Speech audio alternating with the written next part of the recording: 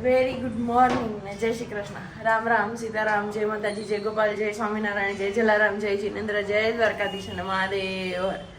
હર હર મહાદેવ. કેમ છો બધા?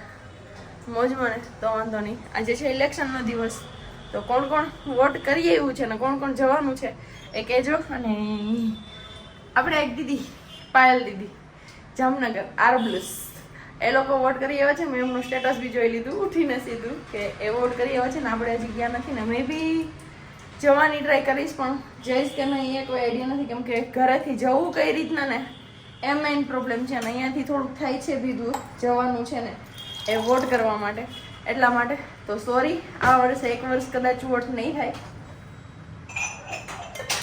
અને બાકી વાત સાબજી તો ઓન ડ્યુટી પર છે એમની, અને અમે વહેલા જાગી ગયા હતા. મમ્મી તમને પણ ગુડ મોર્નિંગ ને જય શ્રી કૃષ્ણ. રમાબેન પટેલ જય શ્રી કૃષ્ણ. હું વાત છે, રમા માસીને અત્યારમાં યાદ કરી લીધા. તમે નહીં જાઓ ને કે જાશો ગોલાધર? નહીં જાઉં, વોટ નાખવા નથી જાઉં, નથી જાઉં, કાંઈ વાંધો નહીં. આ વર્ષે આપણા 2 વોટ ખાલી જશે. સાબજીને તો ત્યાં મળી ગયું છે એટલે મે બી એમાં કરી દે કે અહીંયા આવીને કરે. ગયા વર્ષે અહીંયા આવીને વોટ નાખ્યો હતો, પણ હવે આ વર્ષે જે કરે તો અત્યારમાં વોટની જ વાતો થઈ ગઈ, બીજી કંઈ વાતો થઈ નહીં. અને કાલનો વિડીયો કન્ટિન્યુ ન થયો, 7 મિનિટ ન થયો, કેમ કે તમને અગાઉ જ કીધું હતું કે જો હું સારું હશે થોડુંક તબિયતમાં ને એવું તો હું કરીશ. અત્યારે બી ઇન્ટ્રો કરું છું, પછી આગળ કેટલું કન્ટિન્યુ કરું છું એ ખબર નથી. બસ આ 2 વિડીયો તમને આવી રીતના મળશે. બાકી એના પછી ઘણું બધું રિવીલ કરવાનું છે, ઘણા બધા મસ્ત મસ્ત વિડીયો આવવાના છે. પણ હવે 2 દિવસ આપણે ચલાવી લઈએ, સોમવાર ને મંગળવાર. સોમવારનો વિડીયો તો તમે જોઈ લીધો હશે. હવે જે મંગળવારે શૂટ કરું છું એ તમને બુધવારે મળશે. પછી ગુરુવારથી મસ્ત મજાના વિડીયો આવશે, તો વેઇટ એન્ડ વોચ.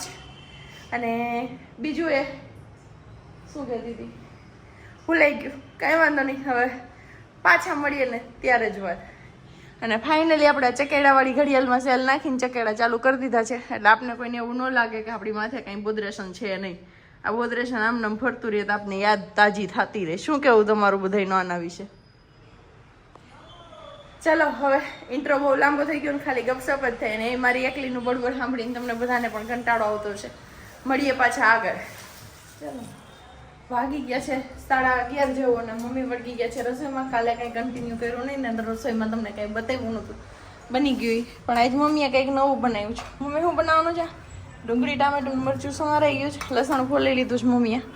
અને બનાવવાનો છે આપણે ગલકાનો ઓળો. અહીંયા આપણે ગલકા બાફવા મૂકી દીધા છે ઓલરેડી, છાલ ખોલીને. નીચે રાખ્યું છે પાણી, અને એની ઉપર છે ઢોકરિયું, ઢોકરિયાની ઉપર છે ગલકા. તો વરાળે સ્ટીમ કરવાના છે, બાફવાના છે. અને પછી જનરલી આપણે જેવી રીતના ઓળો વઘારતા હોય એવી જ રીતના ઓળાનો વઘાર મારી દેવાનો છે. તો કીધું ગલકાનું શાક ખાવું રોજ, એના કરતાં કંઈક આ ગલકામાં નવું આવે તો આપણે નવું વેરિએશન ઘણા બધા બનાવતા જ હશે. હું પહેલી વાર બનાવું છું એવું કંઈ નથી, પણ મેં કીધું તમારી જોડે શેર કરી દઉં. કેમ મમ્મી? એની યાર બાજરાનો રોટલો, ઘઉંની રોટલી, ઓળોની રોટલી. ઓકે. અને આજે અમારે બહાર મસ્ત મજાનો માહોલ જામ્યો છે, કેમ કે બાજુમાં જ સ્કૂલ છે, તો ત્યાં છે ઇલેક્શન. તો એટલો ટ્રાફિક છે આગળ રોડની સાઈડમાં, બહુ મસ્ત મજાનો. પણ આપણે ત્યાં જઈશું નહીં કે શૂટ કરીશું નહીં. ચલો હવે મળીએ પાછા ક્યારે કન્ટિન્યુ થાય ત્યારે. ચલો વાગી ગયા છે બપોરના 12:30, અને ટાઈમ થઈ ગયો છે આપણો જમવાનો. તો મમ્મીએ બનાવી નાખ્યો છે ગલકાનો ઓળો અને રોટલી. 2 જ વસ્તુ છે ને મમ્મી. લો પાટી ઉગ્યું, અને છાશ છે અરે ઠંડી ઠંડી. અને ઉપરથી ગાર્નિશિંગ માટે ધાણા ભાજી જાય છે, કેમ કે હવે ઉનાળાની સિઝન આવી ને એટલે દેશી ધાણા મળે નહીં.